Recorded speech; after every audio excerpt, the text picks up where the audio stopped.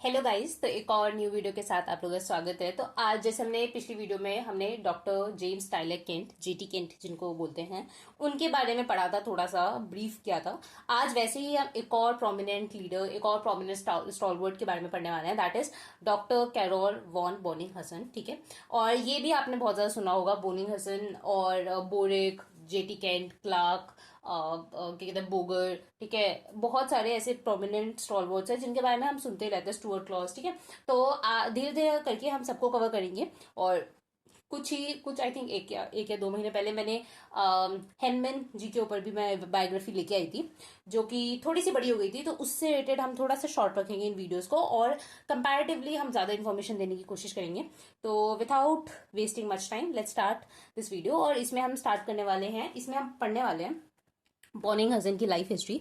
थोड़ा सा पहले तो ये समझेंगे कि कैसे, कहाँ से आए हैं वो, क्या बर्थ डेट है, ये सब। इसके बाद ये भी देखेंगे कि इनका कन्वर्जन कैसे हुआ होम्योपैथ में। ठीक है, क्योंकि ये एक होम्योपैथ नहीं थे असलियत में, तो ये होम्योपैथ में कैसे आए उनका वो चीज देखेंगे। इसके बाद हम इनके कुछ कॉन्ट्रीब्यूशंस देखेंगे, कुछ तो नहीं है, बहुत सारे हैं, पर हम यहाँ पे कुछ ही देखेंगे। ठीक है, तो स्टार्ट करते हैं। सबसे पहले कैरोल वॉन बोनिंग-हसन। ठीक है, इनका पूरा नाम कुछ ज्यादा ही बड़ा है, तो Baron Clemens Maria Franz Carol von Boenninghausen. ठीक है, तो ये इनका पूरा नाम है, Baron Clemens Maria Franz Carol von Boenninghausen. ठीक है, अब ये बॉर्न कहाँ हुए थे, तो born in Netherlands on 12 March 1785। ठीक है, इसके बाद he belong to a royal family and had a great respect and honour in the society. ठीक है, तो ये बहुत ही मतलब वेल डू फैमिली से थे। ठीक है, he received his degree of Julius on 30th August 1806 and was appointed as a lawyer at the supreme court of Durance. ठीक है, तो इन्होंने अपनी जूरिस की पढ़ाई की थी, ये लॉयर थे बाय प्रोफेशन, और इन्होंने बहुत सारे प्रोफेशन में से चेंज किया। तो ये लॉयर थे स्टार्टिंग में, इन्होंने अपनी डिग्री जो है 30 अगस्त 1806 में कंप्लीट की थी। ठीक है, इसके बाद soon he become the chief audition in the court. ठीक है, इसके अलावा बहुत ही जल्दी वो चीफ जो वहां के जज होते हैं वो बन गए थे। उसके बाद later he was appointed as the royal librarian in the in तो later he was appointed as the royal librarian in year 1810। ठीक है, तो 1810 में फिर वो लाइब्रेरियन की तरह लग गए थे। इसके बाद 1812 में he married and went to stay at family estate at western Prussia. ठीक है, तो ये वहां पे जाके रहने लगे थे। 1812 में इनकी शादी हो गई थी। Here he engage himself in the study of architecture and botany, जहां पे उसके बाद शादी करके वो गए और वहां पे उन्होंने पढ़ाई की, किसकी, आर्किटेक्चर और बॉटनी की पढ़ाई में वो बहुत ज्यादा लग गए। ठीक है, इसके बाद later he became the president of the provincial court and he was also the director of the botanical garden of Munster. ठीक है, तो आप देख सकते हो, पहले ये जज से फिर चीफ जज बने, फिर लाइब्रेरियन बने। ठीक है, इसके बाद इन्होंने शादी कर ली, शादी करने के बाद इन्होंने पढ़ाई की आर्किटेक्चर और बॉटनी में। उसके बाद ये प्रेसिडेंट बन गए प्रोविजनल कोर्ट के, और फिर वो डायरेक्टर भी बन गए बोटानिकल गार्डन के। तो इन्होंने इतने सारे प्रोफेशन चेंज किए। ठीक है, अब इस सब के बीच में कहाँ होम्योपैथी आई वो देखते हैं। तो कन्वर्जन कब हुआ इनका होम्योपैथ में, तो देखो 1812 में इनकी शादी हुई। 1828 में in the year 1828 Boenninghausen was attacked by TB, इनको टीबी हो गया and the disease seem to be incurable. और इन्होंने बहुत ट्राई करा, ऑब्वियसली बहुत सारे डिजीज हुई, तो बहुत सारे फिजिशियंस के पास गए होंगे, पर वो ऐसा लग रहा था कि क्योर ही नहीं हो रही है। ठीक है, तो इन्होंने अब एक लेटर लिखा डॉक्टर वी को। He wrote a letter to doctor V who was the first homeopathic physician in Westphalia. ठीक है, he prescribed him pulsatilla. Boenninghausen slowly improve. ठीक है, तो उन्होंने कौन सी उसकी मेडिसिन दी थी, पल्सेटिला। और उसके बाद धीरे धीरे उन्होंने देखा कि बोनिंग-हसन जो वो खुद थे, उन्होंने महसूस किया कि मैं इम्प्रूव हो रहा हूँ। ठीक है, when increasing his interest in homeopathy, और इसकी वजह से उनका इंटरेस्ट होम्योपैथ में बढ़ा। He did a lot of research and also successfully cured many incurable cases, influenced many physician of his time. ठीक है, उसके बाद इन्होंने बहुत सारे रिसर्च किया और खुद भी बहुत सारे इनक्योरेबल केसेस को ट्रीट किया।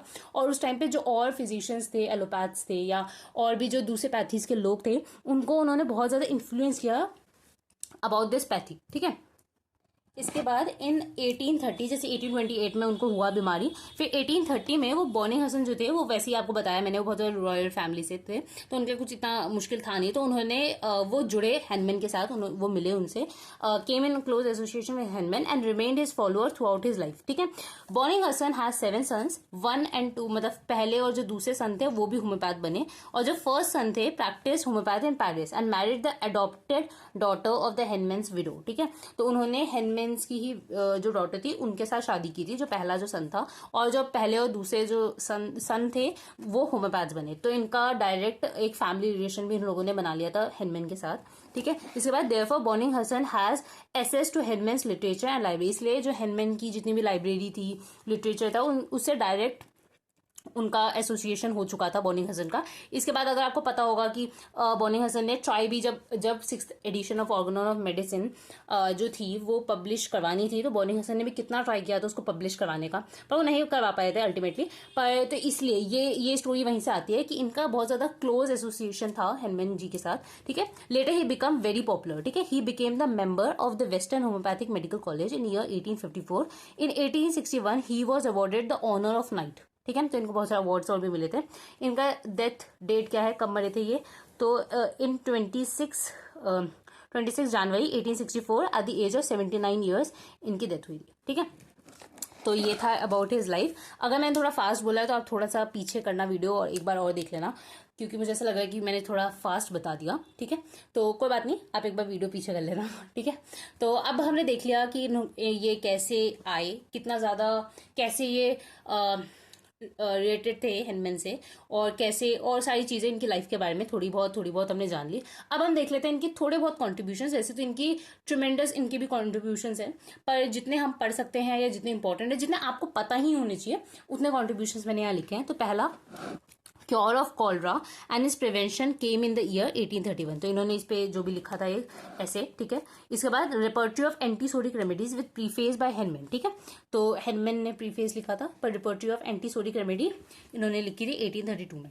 इसके बाद summary view of chief sphere of operation of antipsoric remedies and the characteristic peculiarity as an appendix to the repertory 1833 में लिखा।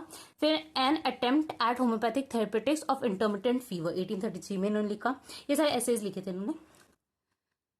उसके बाद एक बहुत इंपॉर्टेंट है, एक बुक लिखी थी the therapeutic pocket book in 1836। ठीक है, फिर homeopathic diet and complete image of disease 1833 में।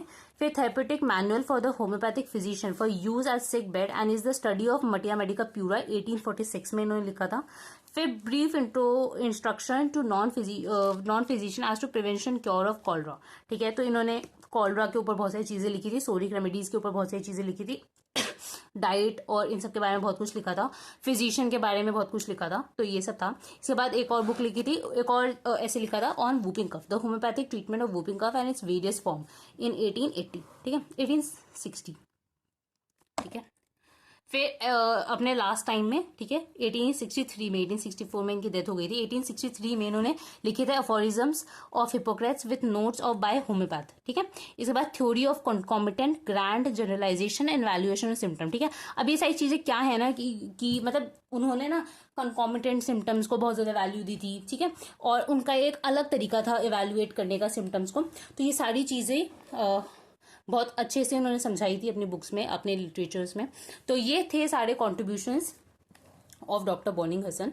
ठीक है, तो आज तक हमने 3 प्रोमिनेंट स्टारवॉर्ड्स को थोड़ा सा उनकी लाइफ के बारे में समझा है, और थोड़ा सा समझा है कि उन्होंने लाइफ में क्या किया। ठीक है, तो आई होप आपको ये वीडियो समझ आई होगी। और इससे रिलेटेड आपको कोई भी डाउट है, या इससे रिलेटेड आपको कुछ भी जानना है, कुछ भी कमेंट करना है, या कुछ भी आपको लगता है कि ये वाला कंट्रीब्यूशन रह गया, ये बताना चाहिए था बॉनिंग हसन के बारे में, तो ये सब आप कमेंट सेक्शन में मुझे बता सकते हो। ठीक है, आगे कुछ भी इंप्रूवमेंट होगी तो इससे रिलेटेड हम वीडियोस आगे भी लेके आएंगे। ठीक है, बाकी आप भी मुझे बताना कि आपको किस टॉपिक पे वीडियो चाहिए, ऑर्गेनॉल में चाहिए, कोई एमएम का कोई ड्रग आपको पढ़ना है, या anything you want, you can tell me in the comment section. जैसे ही मैं फ्री होंगी, जैसे ही मुझे टाइम मिलेगा, या जैसे ही आपको कुछ भी डाउट है वो भी आप पूछ सकते हो, जैसे ही मुझे टाइम मिलेगा मैं जरूर रिप्लाई करूंगी। ठीक है, तो that's it for the video. अगर पसंद आए तो आप अपने दोस्तों के साथ शेयर करना, सब्सक्राइब करना चैनल को, और that's it for the video. Bye guys.